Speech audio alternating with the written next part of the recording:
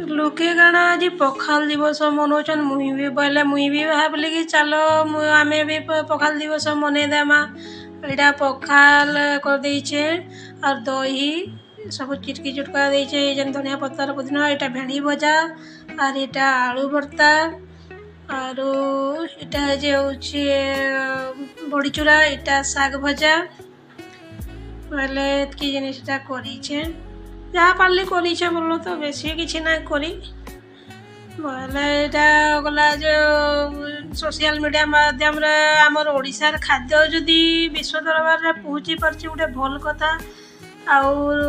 आजिकलिका पीढ़ी गला जे आमर ओडिया खाद्य के आमर देसी खाद्य के मन ना करबार एंता माने पखाल दिवस सोशल मीडिया माध्यम रे माने मनईकरी जदि आमर कल्चर संस्कृति के जदि आमे विश्व दरबार रे पहुँचे पारमा तो भल कथा। समस्ते समस्तଙ୍କର खाद्य के देगिरी सोशल मीडिया रे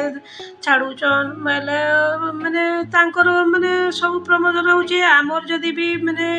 खाद्य के आमे जदि भी उपस्थापना करना विश्व दरबार रे जदि भल कथा है माने अदा लोग कहन कि किसी माने धनी लोग माने गरीब लोग मान को उपहास करुचन बोलिकी किंतु मोर मत उपहास करार नहीं सी कहीं बोले आजिकल का छुआ आगामी पीढ़ी माने आमर कल्चर सब भूली जीवार उपरे माने पूरा भूली जीवे